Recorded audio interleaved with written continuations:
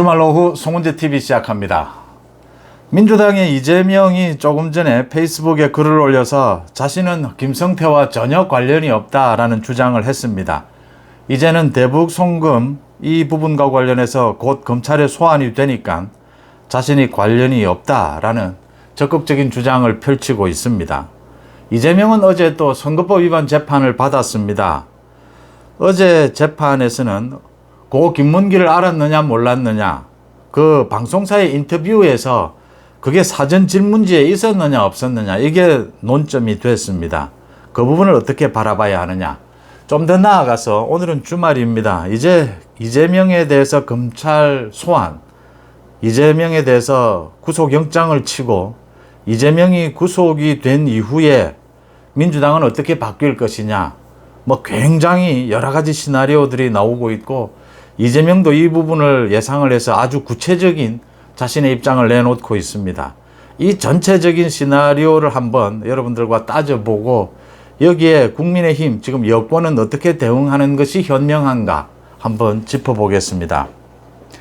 먼저 잠시 전에 이재명이 김성태와 관련해서 SNS에 글을 올려서, 김성태는 전 쌍방울 그룹 회장입니다. 조폭 출신의 평판이 나빠, 만난 적도 만날 생각도 없어 접근을 기피했다라고 했습니다.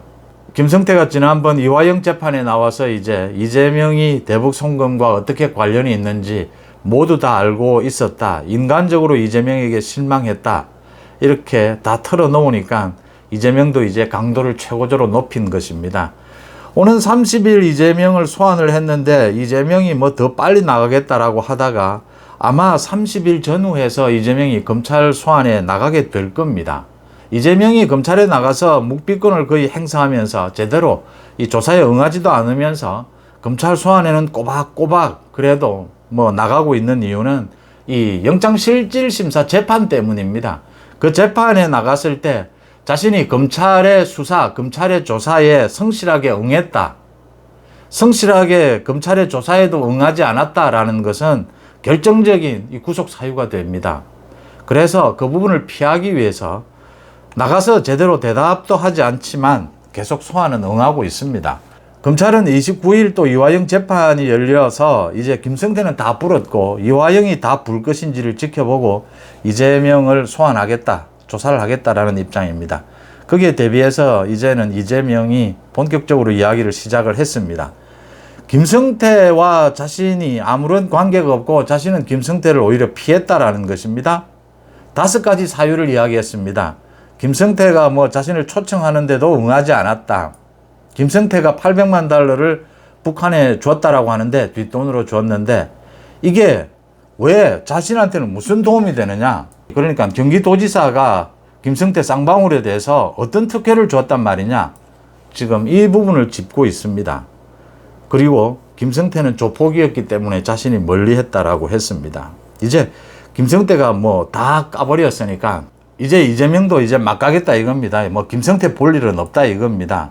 김성태가 쌍방울의 김성태가 이재명을 대신해서 800만 달러를 보내준 것은 이재명의 북한 방문, 또 이 대북 사업입니다. 이 농업 협력 사업, 이 부분과 관련해서 쌍방울이 경기도와 같이 대북 사업을 추진하게 되면 쌍방울의 기업 가치도 굉장히 높아질 것이고 쌍방울의 굉장히 사회적인 인지도도 높아질 것이다.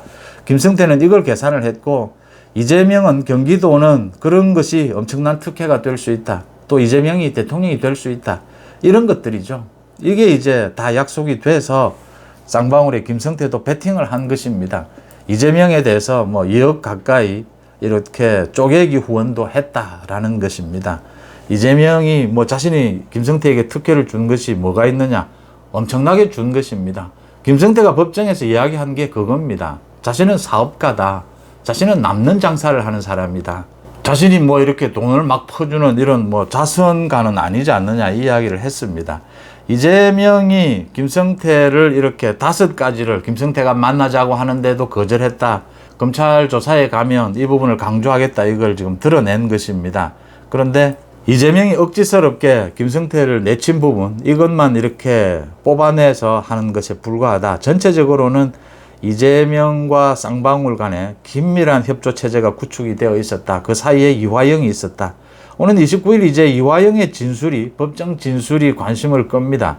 이화영이 어느 쪽을 택할 것이냐. 이재명에게 일정 부분 보고를 했다라는 것은 이야기하지 않을 수 없을 겁니다.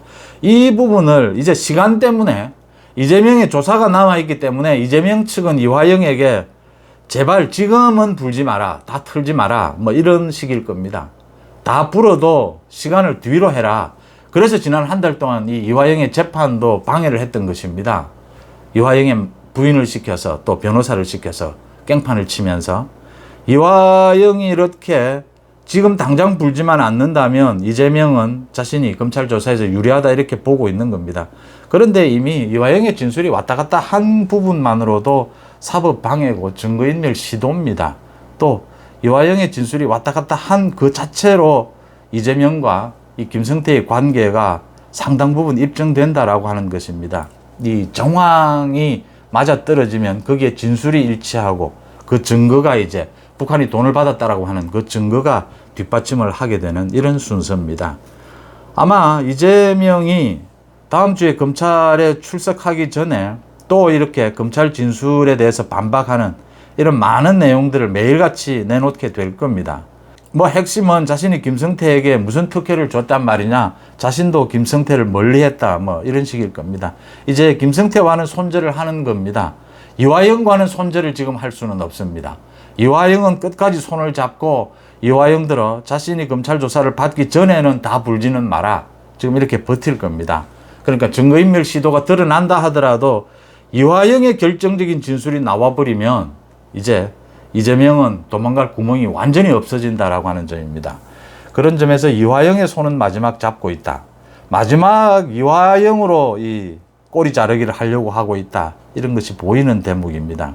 그 다음 이제 이재명에 대해서 구속영장을 치게 되면 검찰이 이재명 조사를 하고 나면 그때부터는 이제 검찰이 언제든지 구속영장을 칠 수가 있습니다. 이재명에 대해서 더 조사를 할 수도 있고 지금 뭐 이재명의 사법 방해, 이런 재판 방해, 증거인멸, 위증교사 뭐 수도 없이 나오고 있습니다. 이런 것들에 대해서 더 조사를 할 수도 있는데 조사를 하지 않고 이 대북 송금 조사를 끝내고 또 사법 방해 조사만 끝내고 바로 구속영장을 칠 수도 있고 또는 한 달, 두 달 정도 구속영장을 치는 것은 더 자세한 조사를 위해서 미뤄둘 수도 있습니다. 이재명에 대한 구속영장을 치면 어떻게 될까 말씀드리기 전에 어제 선거법입니다. 이제 선거법 1심 판결만이라도 올해 안에 나오게 된다면 이게 100만 원 이상의 벌금형이 되면 이재명은 물론이고 민주당 완전히 망하는 겁니다. 이게 지금 나올 가능성이 높다. 이균용 대법원장이 취임을 하고 나면 이 사법부의 분위기가 완전히 바뀌게 될 거다. 이균용이 후보자가 가장 강조하는 것이 재판 지연 의견 말이 되지를 않는다. 우리 헌법에도 빠른 재판을 받을 국민의 권리가 보장이 되어 있습니다. 우리나라 사법부가 판사를 위한 시스템이 아니지 않습니까? 국민들을 위한 사법부지 않습니까? 그 이야기를 한 부분이 굉장히 주목을 받습니다. 빠르게 진행이 될 것이다. 어제 선거법 위반 재판이 열렸습니다. 이재명은 그 뭐 후쿠시마 오염수 그 시위를 한다고 이 재판부 측에 양해를 구하고 오전에는 참석하지 않았고 오후에는 참석을 했습니다. 어제 쟁점은 그러니까 증인들이 나와서 이기인 의원을 비롯해서 증인들이 나와서 이재명이 도저히 이 고 김문기는 모른다라고 할 수 없다 이런 증언들도 나왔는데 핵심은 그러니까 고 김문기가 스스로 목숨을 끊고 난 그 다음 날 SBS에서의 이재명 인터뷰입니다. SBS에서 이재명 인터뷰를 할 때 사전 뭐 이렇게 정치인 인터뷰를 하면 사전 질문지를 만듭니다. 그 사전 질문지에 이 김문기를 알았느냐 몰랐느냐 이 질문이 있었느냐라는 겁니다. 이제 검찰 측은 이 질문지에 그 질문 내용이 있었다. 이재명 측은 그 질문 내용이 없었다. 이재명이 모르고 거기에 지금 인터뷰에 들어갔다. 저도 많은 인터뷰를 해왔고 하고 있지만 그러니까 이재명 측의 주장이 뭐 그냥 해보는 주장 정도입니다. 이것도 좀 도움은 되지 않겠느냐. 이 이재명에게 질문하는 이 앵커가 그 질문서에는 없었는데 자신이 이렇게 질문을 하면서 자신이 결정해서 질문을 할 수도 있습니다. 그렇게 질문지에 없는 내용을 질문한 것이다. 지금 이재명은 그렇게 갑작스럽게 질문을 받으니까 이게 얼떨결에 모른다라고 한 것이다. 지난 2018년에도 이겁니다. 적극적으로 거짓말을 한 건 아니다. 그래서 지금 대법원에서 권순일이 무죄로 뒤집어 줬던 겁니다. 거기에 지금 이재명이 좀 도움을 받을 수 있겠느냐 해서 이런 주장을 합니다. 그런데 이건 이재명이 그냥 해보는 주장이지 이건 검찰 주장이 압도적으로 옳습니다. 왜냐하면요. 지금 오늘 김문기가 스스로 목숨을 끊었습니다. 내일 인터뷰입니다. 지금 질문지에는 김문기에 관련된 많은 질문들이 있었습니다. 사전에 준비한 질문지에 김문기를 알았느냐 몰랐느냐 이게 꼭 문구 그대로 질문은 없었다라고 하지만 오늘 김문기가 스스로 목숨을 끊고 내일 언론 인터뷰입니다. 방송 인터뷰입니다. 가장 큰 관심은 뭡니까? 이 숨진 김문기가 왜 죽었느냐, 이재명과는 무슨 관계였길래 스스로 목숨을 끊어야 됐느냐, 끊을 수밖에 없었느냐 아닙니까? 그러면 그 질문지에 김문기가 무슨 역할을 했느냐, 이재명은 대장동 사업과 관련해서 김문기와 어떤 관계였느냐, 이런 질문이 있었다 하더라도 그 질문 뒤에 배경에는 이재명과 김문기는 서로 알았느냐, 몰랐느냐, 서로 굉장히 많이 협의를 했느냐, 안 했느냐, 이게 지금 뒤에 배경으로 깔려 있는 겁니다. 그래서 SBS 앵커도 이 질문을 이어가면서 대장동과 김문기에 대한 이야기를 이어가면서 그 질문을 던지게 되는 겁니다. 김문기는 잘 아시고 계셨죠? 잘 알고 계시는 사람이었죠? 그러니까 이재명이 자기가 모른다라고 대답을 했던 겁니다. 지금 제가 드리는 말씀은 이 김문기와 관련된 질문은 이미 상당히 많이 준비되어 있었고 거기에 정확한 문구가 없었다 하더라도 이미 김문기를 이재명이 알았느냐 몰랐느냐는 가장 중요한 질문입니다. 이건 앵커가 이야기하는 과정에서 언제든지 물을 수 있는 부분이고 이재명도 충분히 이 부분을 준비하고 들어갔다라고 하는 것입니다. 당연하지 않습니까? 지금 김문기가 죽었습니다. 그 다음날 인터뷰를 합니다. 김문기가 왜 죽었습니까? 이재명과 무슨 관계이기 때문에 죽었습니까? 김문기가 대장동에서 무슨 역할을 했죠? 평소에 이재명과 김문기는 얼마나 자주 만났습니까? 이런 질문은 당연히 나오게 되는 겁니다. 질문지에 있건 없건. 그래서 이건 이재명 측이 그냥 계속 이제 자신들의 입장을 조금이라도 도움이 될까봐 그 변호인 측에서 계속 문제 제기를 하는 부분에 불과하다. 가장 중요한 것은 지금 고 김문기를 몰랐다라는 건 거짓말이고 지금 백현동의 4단계 용도 변경 국토부에서 압박할 수도 없었고 한 적도 없고 또 협조 요청을 공문을 보낼 때는 성남시에서 이재명이 4단계 용도 변경을 해주지도 않았습니다. 그러니까 로비스트인 김인섭이 로비를 하고 난 다음에 용도 변경을 해줬습니다. 문제는 선거법 위반 재판이 얼마나 빨리 진행이 되느냐입니다. 자, 이제 다시 돌아가겠습니다. 검찰이 구속영장을 치게 되면 그 시기는 참 검찰도 아직 정하지 못했고 또 당연히 정하지 못할 겁니다. 구속영장을 치게 되면 이제 9월이니까 국회에서 체포동의안 표결을 해야 합니다. 이재명이 어제도 한 방송에서 큰 소리를 쳤습니다. 총선은 자기 이름으로 치른다. 또 자신은 78%의 지지를 얻어서 당대표가 되었다. 개딸을 중심으로 해서 자신의 지지층은 더 견고해지고 있다라고 큰 소리를 쳤습니다. 이재명이 노리는 것은 체포동의안 부결입니다. 그런데 이재명이 체포동의안 이 부결, 표결을 놓고 여러 가지 기명투표가 필요하지 않느냐 여러 가지 이야기를 하는 이유는 불안한 겁니다. 지난 2월에도 대장동 비리와 관련해서 체포동의안 표결이 있었습니다. 30표가 넘는 이탈표가 생겼습니다. 가까스로 이재명이 이게 부결이 되긴 했지만 한 10표 정도만 더 있었으면 기권표가 그렇게 많지만 않았으면 가결되는 것이었습니다. 이재명은 정말 뒤로 넘어 자빠질 정도로 놀란 것이었죠. 지금은 더 위험하다라고 하는 것입니다.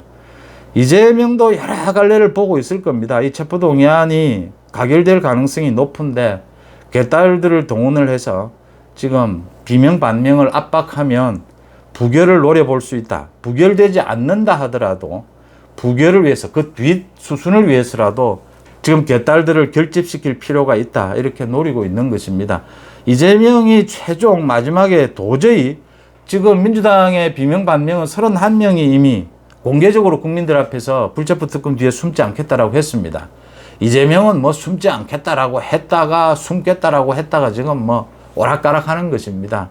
오락가락 할 수밖에 없는 이유는 자신은 전혀 부결됐으면 좋겠는데 부결시킬 자신이 없는 겁니다. 지금 비명반명이 어떻게 나올지 비명반명에서 아마 이 반란표가 쏟아지게 될 겁니다. 그러니까 지금 뭐 그렇게 많은 표가 필요하지 않습니다.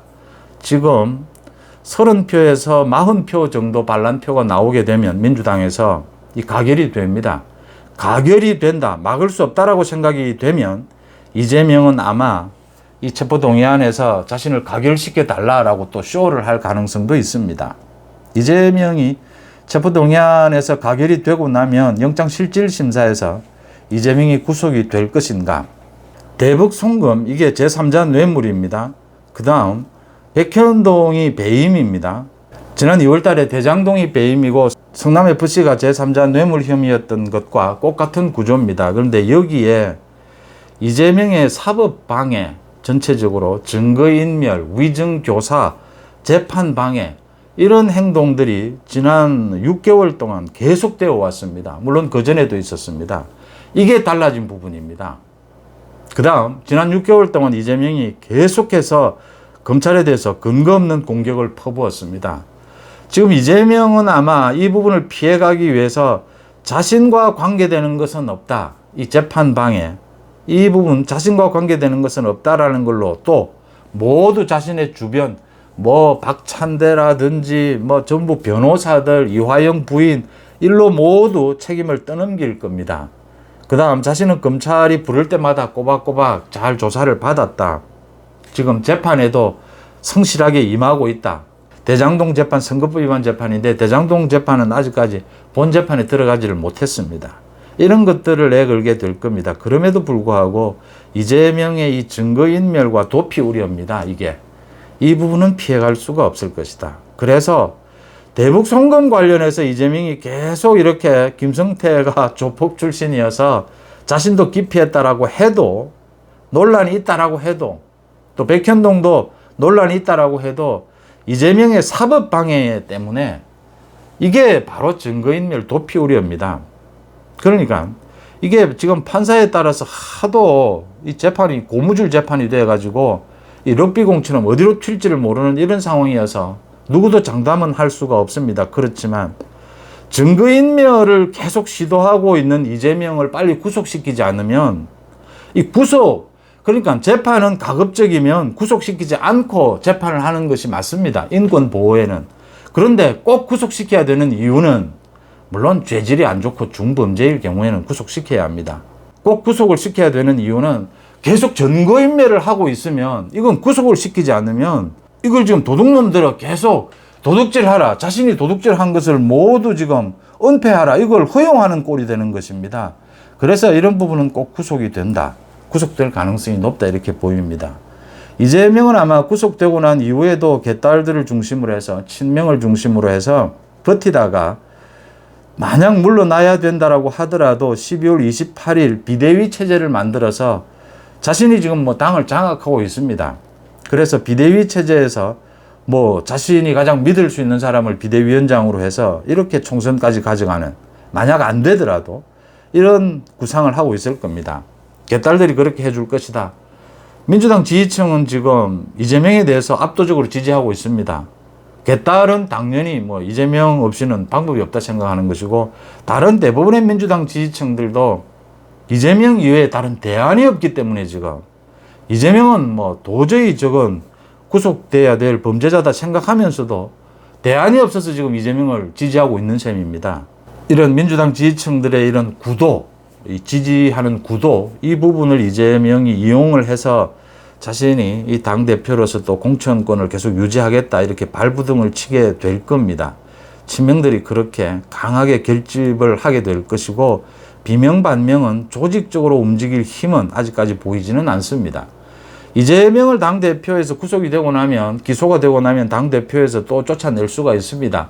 당헌 80조에 근거를 해서 당무위에서 쫓아낼 수가 있는데, 지금 뭐 사실은 당무위도 이재명이 장악하고 있다. 당의 중앙위도 이재명이 장악하고 있다. 이런 상황에서 이재명과 친명은 그렇게 쉽게 무너지지는 않을 것이다 라고 하는 것입니다. 그래서 지금 이재명이 구속되기 전과 구속된 이후는 상황은 굉장히 바뀌게 될 겁니다. 이재명의 계산처럼 그렇게 가지는 않을 겁니다. 친명의 움직임도 마찬가지입니다. 친명 쪽에서도 이제 재살기 위해서 이렇게 다른 길을 걷는 사람들도 생기게 될 겁니다. 비명 반명도 굉장히 조직화된 힘을 보이게 될 겁니다. 살아야 되거든요. 이런 것을 계산을 하면 국민의힘 여권에서는 지금 이재명이 구속되고 나면 이재명 없는 민주당이 뭐 혁신 뭐 이렇게 간판을 내걸고 이러면 더 위험해지는 것이 아니냐 이렇게 생각을 하는데 절대 그렇지가 않습니다. 이재명 구속 쪽으로 계속 이 여론전을 몰아가야 하고 이재명이 구속된 이후에도 친명을 중심으로 해서 개딸들은 이 계속해서 강하게 버티게 될 겁니다. 그렇게 쉽게 무너지지 않습니다. 저 친명과 이재명 개딸의 저 조직력은 대안이 또 없습니다. 그래서 쉽게 무너지지 않기 때문에 이재명이 쉽게 무너지고 뭐 민주당이 혁신하는 모습으로 갈 것이다. 절대 그렇게 되지 않습니다. 물론 비명 반명이 조직화되는 힘을 보여준다고 하더라도 그래서 이재명 구속 쪽으로 강하게 여론전을 펼칠 필요가 있습니다.